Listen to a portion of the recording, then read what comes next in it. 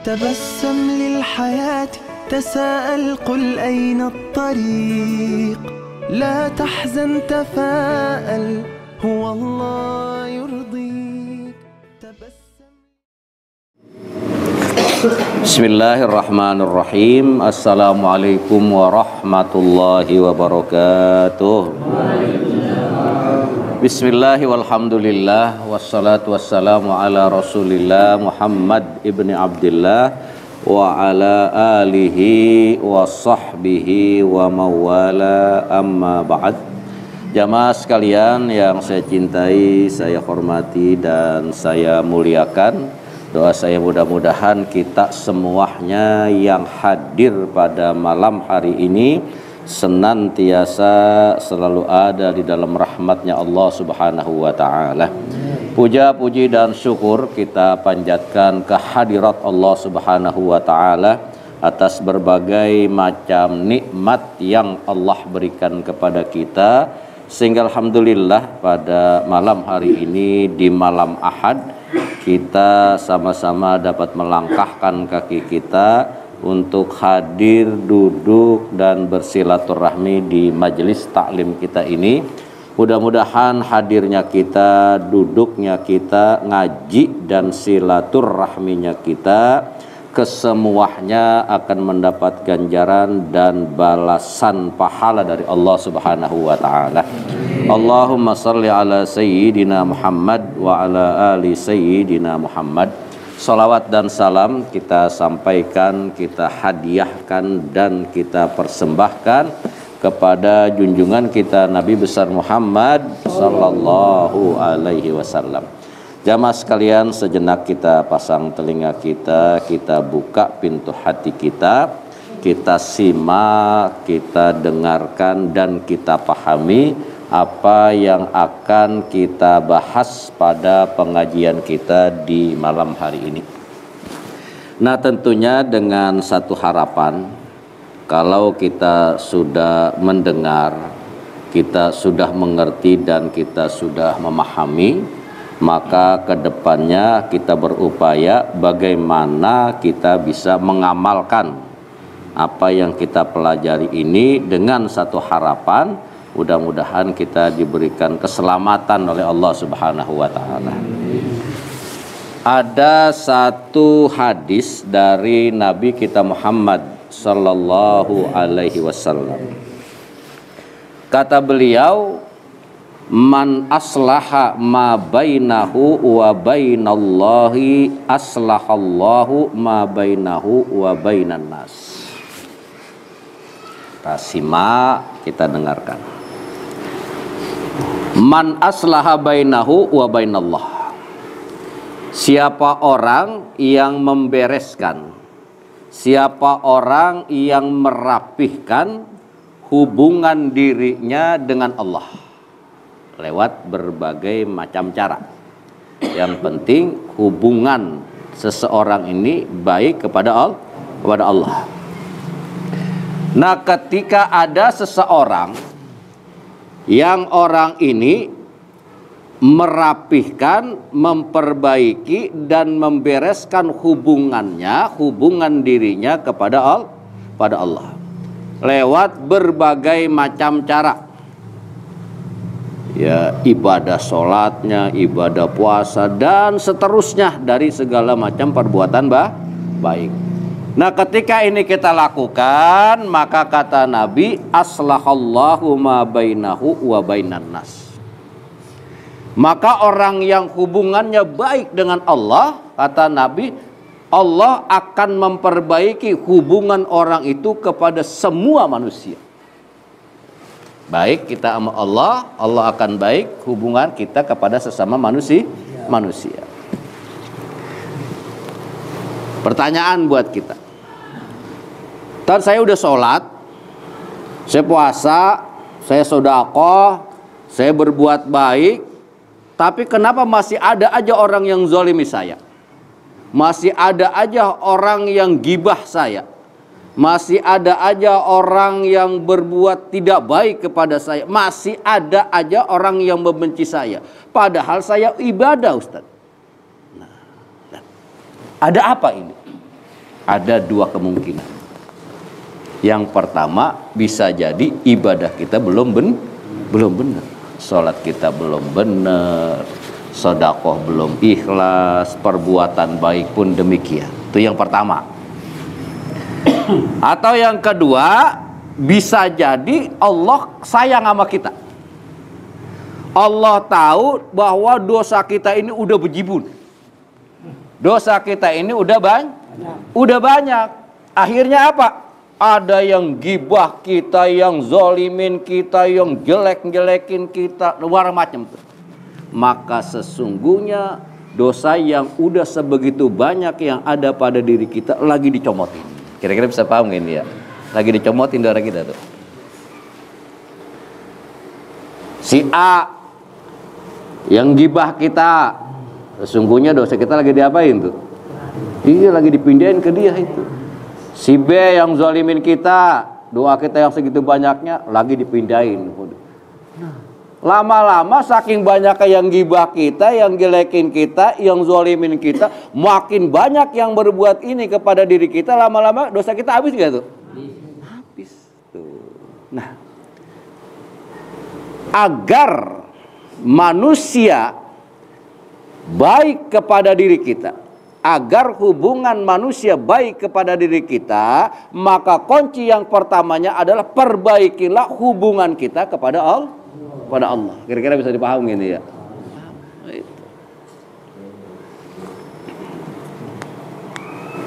Sekarang kan ada manusia lebih berupaya memperbaiki hubungannya kepada sesama manusia, penjilat kalau yang begitu mah itu jilat itu, pengen diangkat jadi menteri lah, pengen diangkat jadi apalah, macam tuh.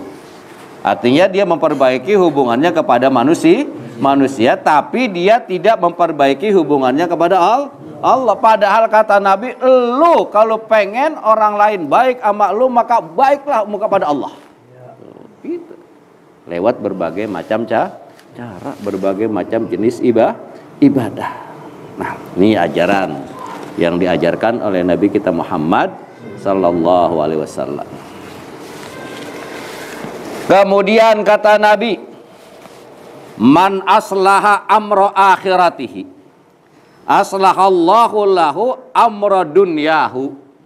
Nah, ini kita introspeksi diri kita masing-masing. Kata Nabi, man aslaha amra akhiratihi, siapa orang yang memperbaiki urusan akhiratnya, dia lebih mengutamakan urusan akhiratnya ketimbang daripada urusan dunianya. Apa kata Nabi? Aslahallahu lahu amra dunyahu. Orang yang memperbaiki urusan akhiratnya, maka sesungguhnya Allah Subhanahu wa ta'ala akan memperbaiki urusan dunianya. Kalau kita terbalik, kita mah ini dunia habis-habisan, buat urusan dunia habis-habisan kita lakoni, habis-habisan kita kerjain apapun caranya urusan dunia. Kita nomor satukan, kita istimewakan, sementara urusan akhirat kita belakang. Jadi terbalik kita mah ini dalam kehidupan kita. Padahal kata Nabi, perbaikilah urusan akhiratmu. Urusan apa? Urusan akhirat, perbaiki dulu, utamakan urusan akhirat, nanti Allah Subhanahu wa ta'ala akan perbaiki urusan duniamu. Nah, kita ini dalam kehidupan keseharian kita lebih mengutamakan apa? Dunia.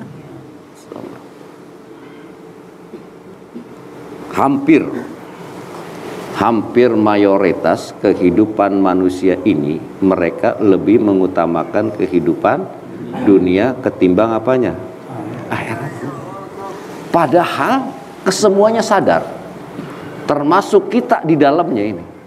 Kita semuanya ini sadar bahwa sesuka apapun kita, sesenang apapun kita, serajin dan segiat apapun kita dalam urusan dunia, pasti ada batasnya. Benar gak kira-kira ini ya? Iya. Kata Al-Quran, wa man nu'ammirhu nunakkishu fil khalqi. Ketika seseorang oleh Allah Subhanahu wa taala diberikan umur panjang, itu nanti akan kembali kepada jadi anak kecil. Nah, perhatikan nih saudara nih ya. Kita kalau udah tua, katakan lu umur 80, 90 udah mulain apa itu? Hah? Udah mulain pikun, artinya banyak lupanya, udah gegar juga kita belum makan. Gitu. Nah, dan sudah ada pada diri kita tanda-tanda, sudah banyak yang melekat pada diri kita ini, bahwa kehidupan dunia ini nggak ada yang abadi satupun, nggak ada. Bang Haji Opik dulu gagah nggak dia masih muda? Hah? Gagah nggak Bang Haji Opik masih mudanya? Gagah mana-mana juga. Tapi sekarang gimana kelihatannya? Iya. Mungkin dulu kalau ngeliat yang demplon-demplon, tapi sekarang mah kagak kan? Ya.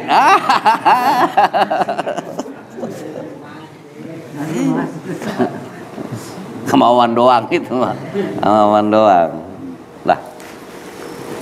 Ya. Yang terjadi sama diri kita, dan ini realita dan nyata. Di usia muda kita gagah. Tapi termakan usia, sekarang kita udah lemah. Dulu jarak 50 meter orang teriak sama kita, dengar gak kita? Bukan sekarang banyak tai kuping, bukan. Emang ditarik sama Allah pendengaran kita. Dulu dari jauh kita lihat, oh no Bang Haji Opik ya. Kenal kita itu. Tapi sekarang kita cereng. Tahu kita cereng nggak? Iya. Lihat. Pendengaran udah berkurang, penglihatan, tenaga juga udah apa? Nah ini kan semuanya menandakan bahwa semua pada akhirnya habis semuanya itu yang ada pada kita. Artinya suatu saat kita akan mati. Nah kalau kita udah sadar kesemuanya itu, maka kata Nabi, aslih, perbaikilah, utamakanlah kehidupan akhiratmu. Kalau kamu mengutamakan kehidupan akhiratmu, dunia ngikutin kamu. Nah ini kan sekarang permasalahannya ini terbalik kita. Ngejar dunia kita habis-habisan. Akhirat kita tinggalin, dunia yang kita kejar kagak kita dapetin, akhirat kita sengsara. Nah, ini yang hati-hati ini. Habis-habisan dunia kita uber-uber. Kita mencari kesenangan dunia. Oh. PRT ngaji PRT. Ngaji ya. Biasanya kan yang di antara kita nih, yang paling sibuk itu PRT apa kita ini? Yang sibuk banyak dicari orang dia mah. Kita mah kagak. Kita mah kadang-kadang sehari kagak ada yang datang ke rumah kita. Tapi kalau PRT mah seharian 2-3 orang itu yang datang ke rumah beliau. Apalagi musim sekarang ini nih. Musim apa sekarang? Iya, menjelang pilkada, menjelang pilgub. Yang punya warga bukan kita, yang punya warga adalah Pak. Tuh, nasihat buat kita Pak RT, jangan kita kejar dunia, tapi kita kejar kita akhirat, maka dunia akan tunduk sama kita. Kira-kira bisa dipahami nih ya. Nah. Kemudian yang terakhir, wa man kana lahu min nafsihi wa'izun kana alaihi minallahi hafizun, kata Nabi.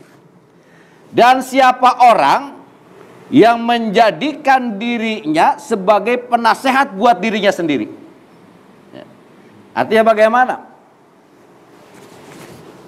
Ya Allah, ini malam minggu, saatnya lah saya harus mendekatkan diri kepada Allah. Ya Allah, ini malam minggu, saatnya lah saya bersilaturahmi dengan sahabat-sahabat saya, dengan teman-teman saya. Ya Allah, ini malam minggu, saatnya lah saya menambah ilmu. Tuh, Menjadikan diri sendiri sebagai nasihat buat diri. Kalau bukan saya, siapa lagi Allah? Kalau bukan timbul dari kesadaran diri saya, ya Allah, siapa lagi? Nah, menjadikan dirinya sebagai penasehat bukan buat orang lain, tapi buat diri sendiri. Artinya timbul kesadaran. Nah, ketika kita bisa melakukan hal itu, menjadikan diri kita ini sebagai penasehat buat diri kita semua, kana alaihi minallahi hafizun, maka orang itu akan selalu dijaga dan dipelihara dan diselamatkan oleh Allah dari berbagai macam bencana. Kira-kira enak gak kira-kira? Artinya gini, kalau malam minggu kagak kudu kalau malam minggu kagak kudu disamper, kagak kudu diajak, timbul dari kesadaran diri sendiri. Syukur-syukur ada kesadaran pada diri kita. Setiap minggu kita hadir, syukur-syukur mah kita bisa ngajak orang lah, double pahalanya kita dapetin tuh. Kalau yang begitu mah, pahala dari diri kita sendiri dan pahala karena kita ngajak orang lah, itu pahalanya. Gue mau buat diri gue aja dah, orang lain masa bodoh deh, masuk neraka kayak apa, kayak enggak. Kita ajak juga orang lain untuk mendekatkan diri kepada Allah. Nah, tiga nasihat Nabi yang Nabi sampaikan kepada kita umatnya, maka hendaknya lah kita amalkan dalam kehidupan kita sehari-hari. Artinya bagaimana? Ketika kita ingin sesama manusia ini baik sama kita, maka baiklah kita kepada Allah. Jaga hubungan baik kita kepada Allah, maka Allah akan jaga hubungan baik kita kepada sesama manusia. Agar dunia ini tunduk sama kita, agar apa yang kita ingini dari kehidupan dunia ini dan bisa kita miliki, maka keutamaannya, utamakanlah kehidupan kita untuk utamakan akhirat, dunia akan tunduk. Nah, kenapa kita sekarang masih jadi orang miskin? Sholat apa segala macam kita lakoni, kok kenapa kita masih begini-gini juga? Yang jelas karena yang kita kejar dunia. Kalau gitu saya mauin aja dah, bukan. Jadi jangan apa ya? Jangan kalau gitu mah saya udah pokoknya sholat, puasa, zikir. Pokoknya saya mau dari mulai habis subuh saya kagak bangun udah. Zikir aja, sholat, bukan begitu. Artinya bagaimana? Jangan terlalu mengejar dunia, melupakan akhirat. Perbanyaklah ibadah kepada Allah, maka insya Allah dunia akan ditundukkan oleh Allah untuk kita semuanya. Nah, mudah-mudahan apa yang saya sampaikan ada manfaatnya. Wassalamualaikum warahmatullahi wabarakatuh.